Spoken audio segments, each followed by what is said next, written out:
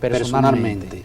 Esta noche nosotros vamos a sostener una conversación en el plano económico con un economista que es de todo enterado de que tiene el talento y la capacidad para hablarnos de economía de alto quilate. Es el presidente de la Comisión Económica del Partido Revolucionario Dominicano, Iván Rodríguez, economista. Con él sostendremos una conversación muy interesante. ¿Y por qué no decirlo? Vamos a conversar con él también de política.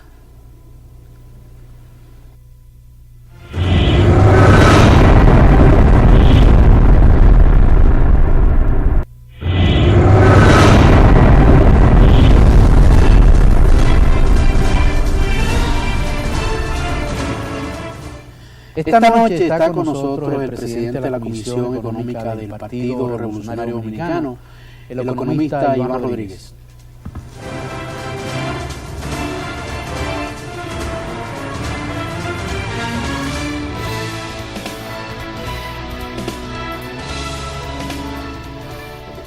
Mi querido Iván, buenas noches, un placer. Mucho gusto, Mayoné.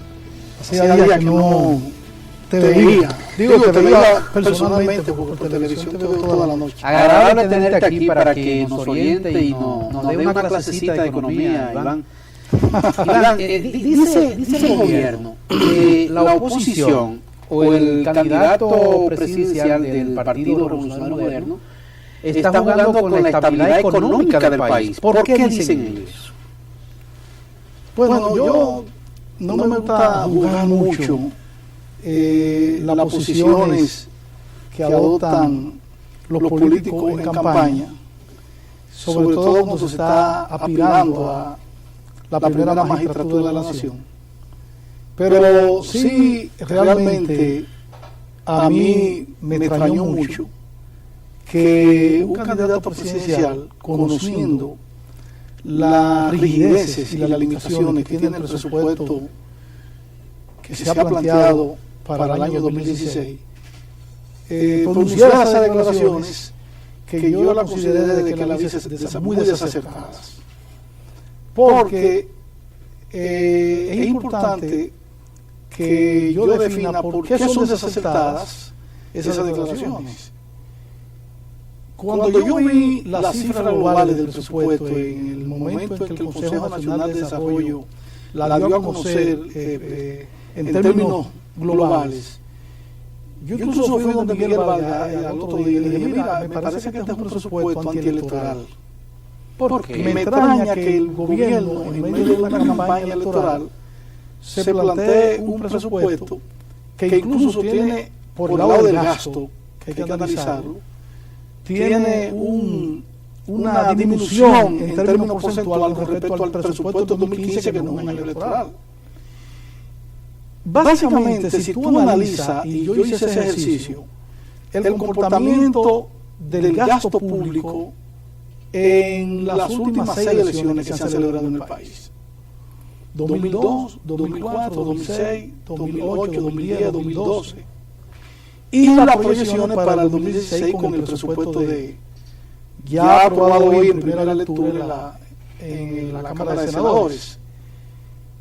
Y cuando tú ves el comportamiento que adopta el gasto público en esos periodos electorales, en promedio, hasta las elecciones del 2012, desde el 2002, en promedio, el gasto corriente, que es donde más tú puedes manipular el gasto electoral para caer en lo que la teoría económica del ciclo político presupuestario ha denominado lo que se llama oportunismo electoral. El promedio ha sido del gasto corriente entre un 13 y un 14%. El crecimiento con respecto al año antes de las elecciones. Y el gasto de capital ha crecido en promedio en alrededor de un 60%. Sin embargo, para las elecciones del 2016, el gasto corriente con respecto al que se está ejecutando actualmente crece apenas un 6%. Ahí se da cuenta que no hay un presupuesto electoral. Que no hay un presupuesto electoral, sino un presupuesto que es una camisa de fuerza para el gobierno, pero peor. si tú estudias la literatura de lo que es la economía política y electoral, el gasto más manipulable es el gasto de inversión para la campaña electoral. Fíjate que depende de dónde se vaya la inversión. ¿Para dónde? No, porque tú el gasto de inversión generalmente lo utilizas en campaña electoral para ejecutar proyectos focalizados. Reconstrucción de carretera, asfaltado de calle, reconstrucción de caminos vecinales, construcciones de obras microsectoriales. Tú puedes manipular el gasto de inversión. Por ejemplo, en la elección del 2012, el gasto de inversión con respecto al 2011 creció un 95%. En las elecciones del 2010 fue alrededor de un 30%. En las elecciones del 2004 fue un 60%. Y sin embargo, en la elección del 2016, ¿qué sucede?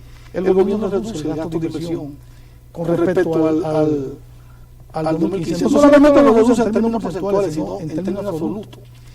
Y entonces cuando yo veo eso, yo digo, el gobierno no está manipulando el gasto público. Por primera vez, yo digo, en 13 años, en un periodo electoral se manda un presupuesto que yo entendía que debía ir un poco más cónsono, no con las elecciones, sino con el comportamiento de la variable que el gobierno utiliza para hacer sus proyecciones. En este caso, tú tienes que el comportamiento de la economía que el propio gobierno ha definido que va a crecer, por un lado real un 5% y por otro lado de inflación 4%, va a crecer un 9%, y sin embargo el gasto público está creciendo, total, gasto corriente, gasto capital, en promedio un 8%. Y en segundo lugar, tú tienes que el precio del petróleo, que para el 2015 se asumió un precio de $92 al barril, se está asumiendo un precio de $48 al barril. Es decir, que le va a dar holgura al gobierno desde el punto de vista del manejo de una actividad que generalmente absorbe muchos recursos de parte del Estado, del sector público dominicano. Entonces, con un entorno internacional que para la economía norteamericana le es relativamente favorable, porque se está asumiendo un crecimiento entre un 2 y un 3%, el gobierno podía, tú decías, bueno, y con una elección de por medio puede plantearse un presupuesto con un nivel de gasto superior. Sin embargo, es importante que se sepa, la economía pública para el año que viene se está planteando una meta de déficit que también es menor que la del 2015. En un año electoral generalmente los gobiernos aumentan el rango del déficit presupuestario. ¿Por qué? Porque los gobiernos necesitan tener recursos para hacer lo que es oportunismo electoral. Ahora tú buscas partidas que son muy sensibles dentro del gasto público para periodo electoral, manipularla desde el punto de vista de lo que es el oportunismo electoral. En este caso no se ve. No, pero voy a poner el caso, por ejemplo, ¿Y a qué se debe eso? ¿Es que el presidente se sinceriza mucho o él se siente muy seguro que va a ganar las elecciones y no tiene necesidad de hacer eso? Yo pienso que el gobierno, y esa es una de las razones por las cuales nosotros hoy estamos en un proceso ya real de alianza y de consolidación de esa alianza, es porque desde que llegó, y yo incluso lo he dicho en este programa las 3 veces que he venido, yo critico, todavía yo soy un crítico de la política económica del gobierno. Siempre he dicho que hay una tendencia desde el punto de vista fiscal, lo he dicho siempre, hacia lo que se llama consolidación de la finanza pública. Porque el gobierno se ha planteado una meta de reducción de déficit. En el 2012, el déficit fue de un 6.8% como porcentaje del Producto Interno Bruto. Estamos hablando de la magnitud de un déficit de 156 mil millones de pesos. Pero cuando llegó el presidente era de 200 y pico. No, 156 mil millones, porque con eso se hizo mucha propaganda. Lo que sucede es que cuando se habla de un déficit de 200 mil millones de pesos, se está metiendo el déficit del Banco Central. El déficit que cuasificado. es el déficit cuasificado. Si tú separas el déficit cuasificado, que no va al análisis de los resultados presupuestarios del gobierno, el déficit fue de 155.156 mil millones. Cuando tú le sumas la pérdidas operacionales del Banco Central, te llega no a 200 mil millones. Porque fue el déficit del Banco Central en el 2012 fueron 32 millones, 32 mil más 155, estamos hablando de 187 mil o 86 mil millones de pesos. Fue un déficit muy fuerte. Y el gobierno en el 2013 lo bajó a 1.8 del Producto Interno Bruto, de un 6.5 lo bajó a 1.8. Redujo mucho. Lo redujo significativamente y en el 2014 se puso como meta bajarlo a 2.7 y cerró con 2.7. Y en el 2015, al cierre de septiembre, el déficit estaba en 38 mil millones de pesos y la meta de este año es cerrar con un déficit de 73 mil. Eso limita las inversiones públicas, ¿no?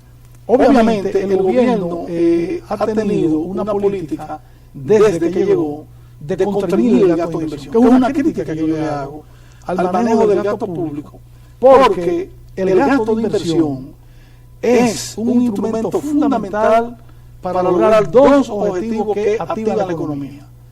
Crea empleo y al crear empleo multiplica la actividad económica del sector privado, porque también, y ahí viene el otro efecto, tiene un impacto de redistribución de ingresos que hace que la economía privada pues aumente su demanda de bienes y servicios y en consecuencia aumente el consumo de la economía, que es un elemento importante para medir el comportamiento de la actividad económica. Entonces, yo siempre he dicho que, y en este presupuesto, lo dije en mi declaración a la prensa el pasado lunes, yo señalé que nosotros siempre hemos sido un crítico de la composición del gasto en estos 3 años de gobierno, porque la relación gasto corriente, gasto de inversión, debiera manejarse un 75-25 o un 80-20, pero no o un 78-22 o un 77-23.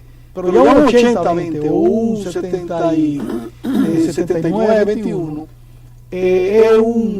es una proporción muy castigadora de la actividad económica de inversión. Entonces, las declaraciones del candidato presidencial fueron acertadas porque él está hablando de que hay un desahogo de 55 mil millones, cuando el presupuesto apenas está aumentando 32 mil millones de pesos. O sea, el presupuesto del 2016, con respecto al presupuesto del 2015, aumenta 32 mil millones. ¿Cómo tú puedes decir que hay un desfase de 55.800 millones de pesos en ese presupuesto?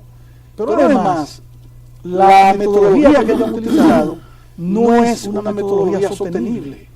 Definitivamente, y yo lo digo con responsabilidad, estoy convencido de que los técnicos que asesoraron al candidato presidencial le falta un poco de lectura. Pero hay un buen técnico ahí en asesoría. Bueno, tú puedes tener un buen técnico en medición de pobreza y no necesariamente ese técnico que es bueno en medición de pobreza y en índice de desarrollo humano, manejar lo que es la elaboración, formulación y elaboración de un presupuesto. ¿Por qué? Porque ahí intervienen factores muy multivariados. Tú tienes que tomar en consideración análisis de elasticidad, precio, análisis de elasticidad de ingreso. Tú tienes que hacer proyecciones en función del entorno económico internacional. Tú tienes que ver cómo se van a comportar variables clave de la economía, como el precio de la divisa, la tasa de cambio, cómo es el barril de petróleo, el precio del oro, cuál va a ser el impacto que va a tener sobre... No hacen estudio de factibilidad de estos factores. Pues eso se hace para hacer el presupuesto. Entonces, una persona que maneje lo que es la actividad financiera del sector público, que no es más que el dominio de la finanza pública, no produce ese tipo de declaraciones.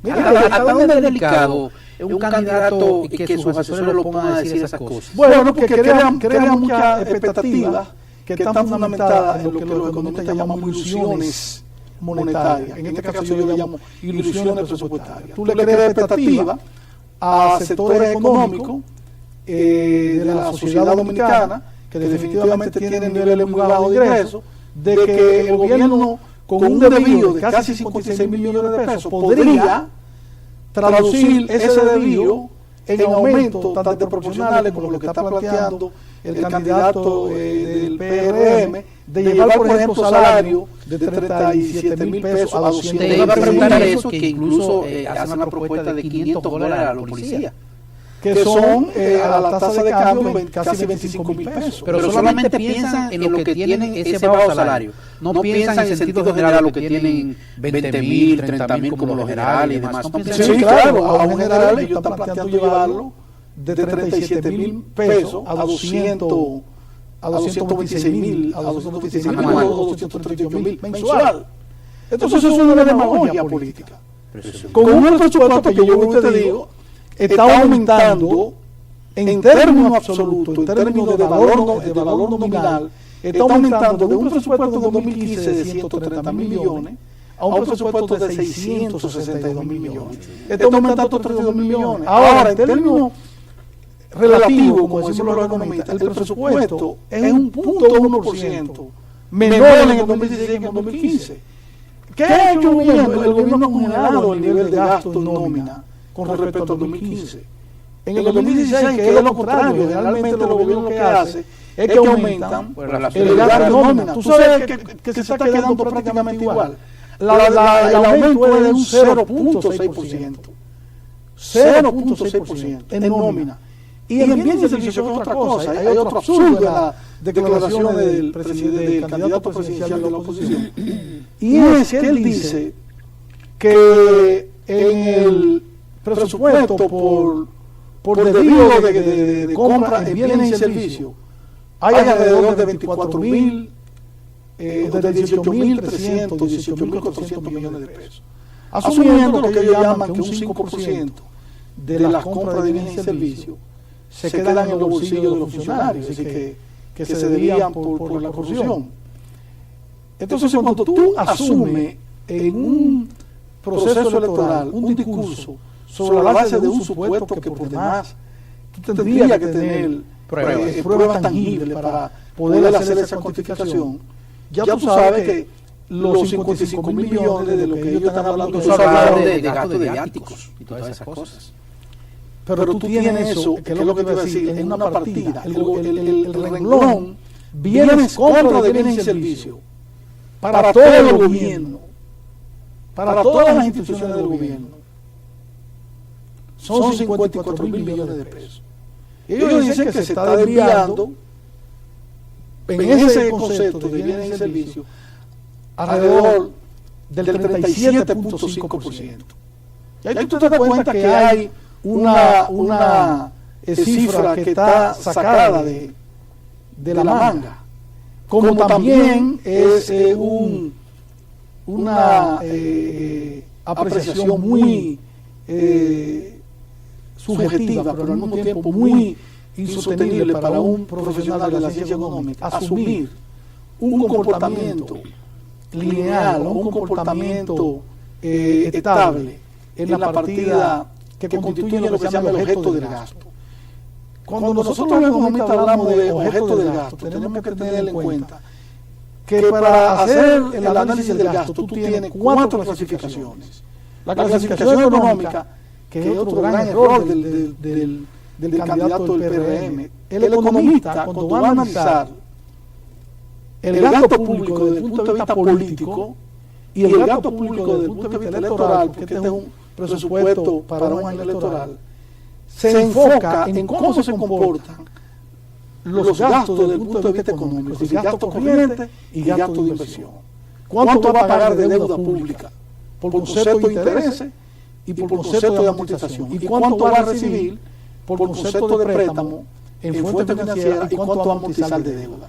Ese es el análisis que hace la economía. Y esa es la primera clasificación y es la más importante. Ellos la obvian, porque si la analizan, se dan cuenta que el gobierno se está manejando con unas recaudaciones que están por debajo del gasto de 75 millones de pesos. Es decir, es un presupuesto con un déficit de 75 millones. Y la propuesta que está planteando el candidato de la oposición, si se materializara, llevaría ese déficit a niveles más altos, porque ellos están planteando que también la malutilizan. Porque hay una variable que ellos le dan mucho énfasis y ellos le atribuyen a un desvío de esa variable de 30.000 millones de pesos que se llama cuenta por pagar.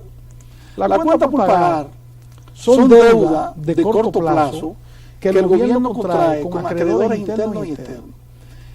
Los economistas en teoría económica, para hacer mediciones del comportamiento del gasto público, hablan siempre de cómo se va a comportar el gasto arriba de la línea y abajo de la línea. Entonces, ¿qué variables entran en el gasto público arriba de la línea? La que se toman en consideración para medir el resultado fiscal. Si hay déficit, si hay superávit, si hay déficit primario, si hay superávit primario, si el gobierno tiene ahorro a nivel corriente que le permitan financiar la totalidad del gasto corriente, y si tiene ahorro para financiar el gasto de capital, es decir, si es un presupuesto con resultados superavitarios, o si por lo contrario es un presupuesto que el ahorro corriente que tiene no le da para cubrir los gastos de inversión y entonces tiene que buscar financiamiento, que es el caso nuestro, que tiene un presupuesto con un déficit de 75.000 millones de pesos. Por ahí se va la mayor distribución del presupuesto. El gran porcentaje. No, la mayor distribución del presupuesto se va esencialmente en dos renglones en este presupuesto, que es otro elemento que ignoran los técnicos del IBRM. No acertaron en ninguna. Oye, ¿tú sabes cuáles son las dos partidas que absorben el 50% del presupuesto? Solamente dos partidas. De la infinita partida, pues si tú buscas la clasificación vegetal, que es la otra clasificación, que es la que no analiza el economista, porque es una clasificación contable. La clasificación vegetal está constituida por miles de renglones. ¿Por qué? Porque hay un catálogo de cuentas que tampoco ellos lo toman en cuenta, valga la redundancia, que es que te clasifica primero lo que se llama subgrupo, después grupo, después subpartida, después partida y después identifica el concepto. Y si tú buscas una sola partida, por ejemplo, material y suministro, tú tienes que ver cuál dentro de esa clasificación va a gasto corriente y cuál va a gasto de capital. ¿Por qué? Porque en material y suministro hay, en gasto de inversión se incurre en esa partida y en el gasto corriente se incurre cuando tú compras, por ejemplo, material gastable para una oficina pública. De manera que ellos no identifican en esa partida cuáles van, por ponerte una, de la infinita partida que van, cuál va a inversión, cuál va a gasto corriente. Entonces, esas partidas que ellos analizan ahí no tienen un comportamiento lineal. ¿Por qué? Ellos agarran... Perdón, Iván, el candidato del partido de la oposición es economista también. Pero no conoce nada de finanzas públicas, definitivamente. Porque la finanza pública, usted tiene que estudiarla y usted tiene que conocerla. Y eso no se aprende en una clase de un mes ni de 2 meses. Solamente usted estudiar el manual de estadística del Fondo Monetario Internacional le toma mucho tiempo. Después usted estudiar el manual de programación financiera del Fondo Monetario Internacional le toma otro tanto tiempo más. Y después usted estudiar el libro gris, como se llama, que es la guía para el análisis de la deuda pública del sector público de un país, usted tiene que tomar mucho tiempo. Entonces, aparte de eso, usted tiene que dominar conceptos clave, como son qué significa déficit primario, qué significa déficit de caja, qué significa déficit convencional, qué significa disponibilidad de caja, dónde se clasifican las cuentas por pagar, si van a amortización de deuda, a qué parte de la amortización de deuda van, si van dentro de la amortización activo, si van a pasivo, qué es un pasivo contingente, qué pasivo se toma en consideración para el cálculo de la deuda pública, qué es la deuda pública, qué diferencia hay entre deuda pública y déficit fiscal, es la deuda pública una variable de flujo o una variable de stock. ¿Qué parte del gasto corriente forma parte del consumo público que va al Producto Interno Bruto? ¿Qué parte del gasto de capital? Pero Iván, es un equipo de asesores de un candidato. Pero no conocen definitivamente. Yo lo conozco a todos. Mire, usted sabe quién era Tú no estás haciendo muy duro. usted sabe quién era el especialista fiscal del Partido Revolucionario Dominicano desde el año 1986. Usted sabe quién trabajó el programa de gobierno del Partido Revolucionario Dominicano en la parte fiscal para el 1990, para el 1994, para el 1996, para el 2000, para el 2004 y para el 2012. Usted está frente a él. Iván, vámonos a una pausita. ¿Qué te crees? Sí, quiero.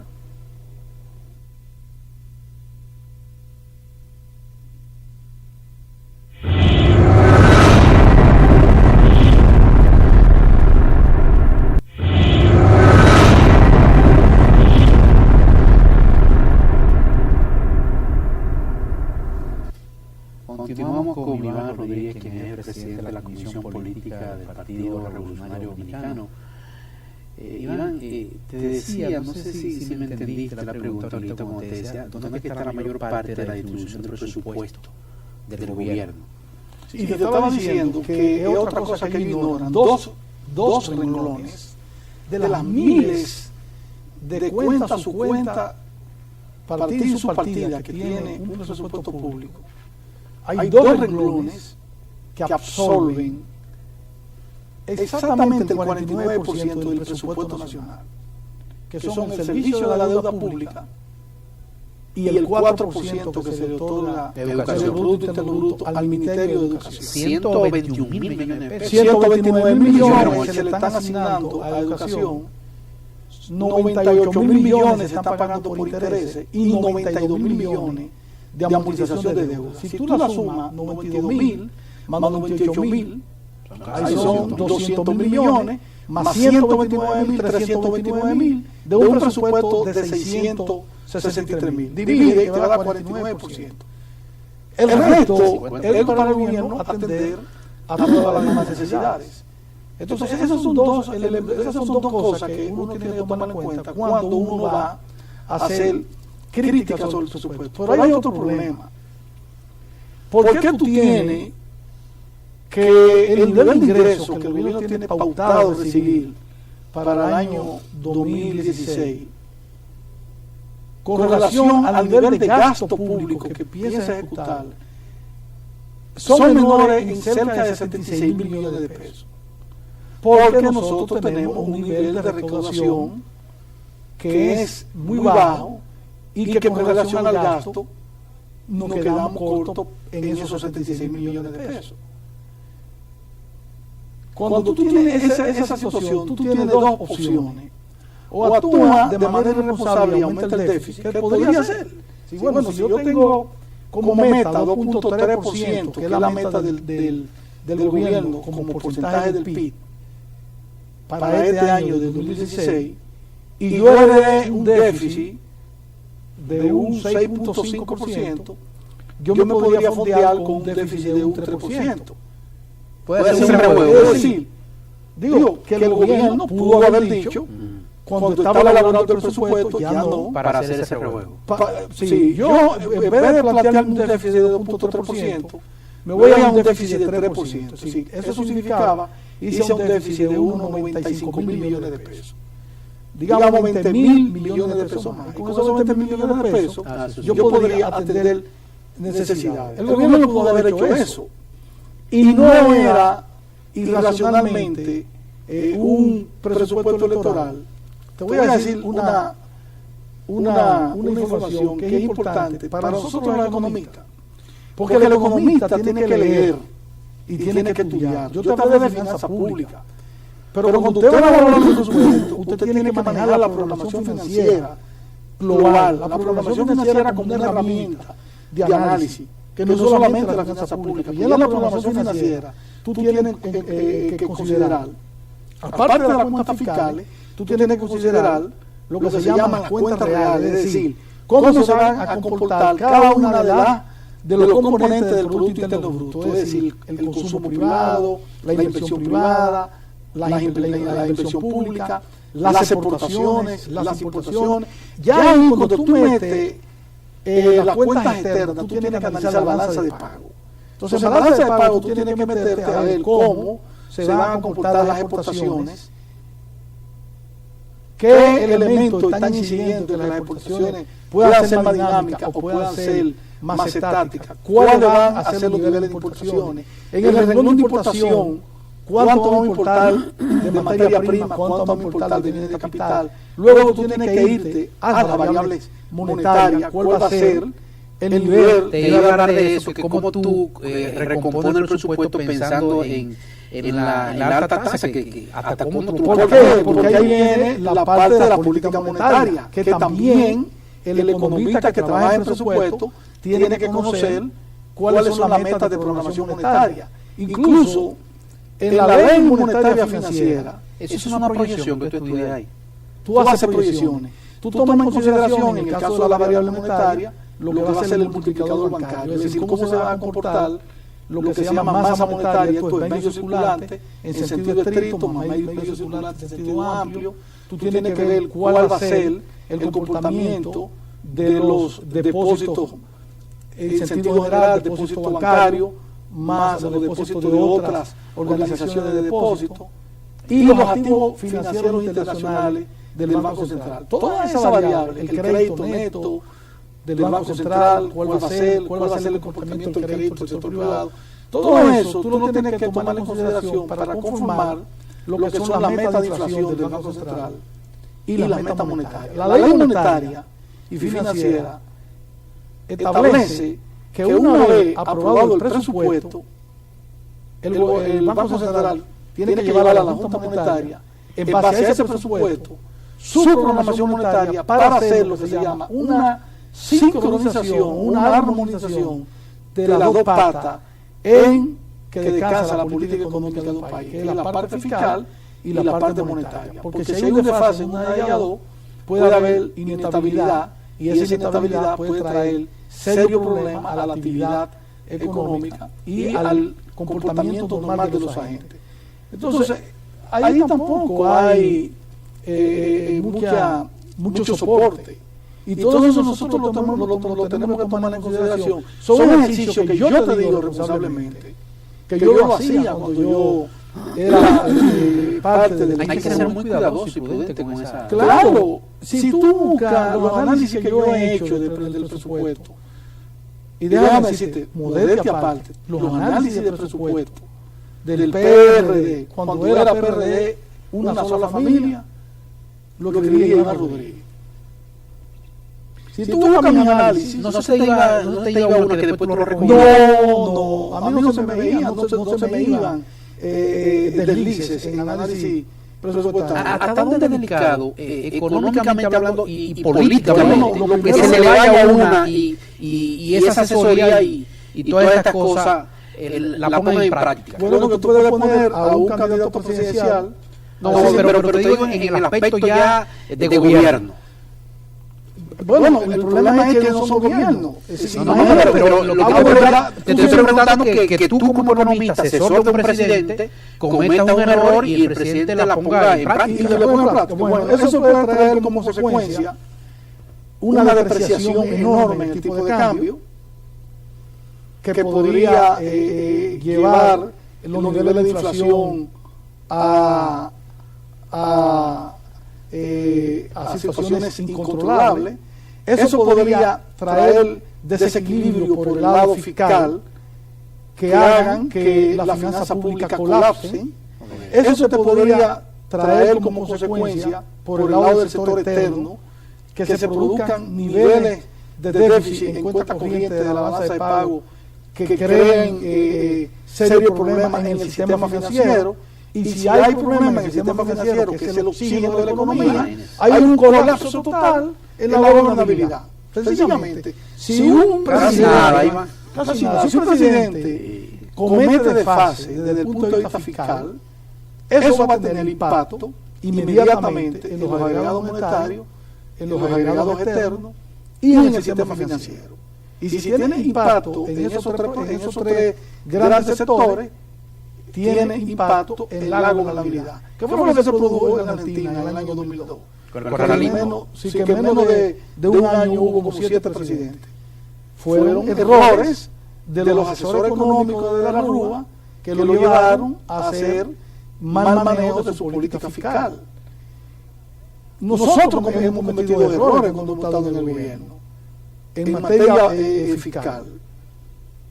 Y hemos cometido errores que deben servirnos de experiencia a nosotros los PRDistas y a ellos cuando eran parte de nuestra organización, que fueron también parte de esos gobiernos, le deben servir de experiencia esos errores para evitar en la eventualidad de volver al gobierno cometer dislates que puedan producir grandes distorsiones en la actividad económica. Entonces, cuando usted va a producir declaraciones tan desacertadas como las que se han producido en un documento que por demás es un documento está escrito en sánscrito, es decir, un documento ininteligible, es como si lo hubiese escrito un semiótico tipo Humberto Eco hablando del hebreo en una prosa abstracta.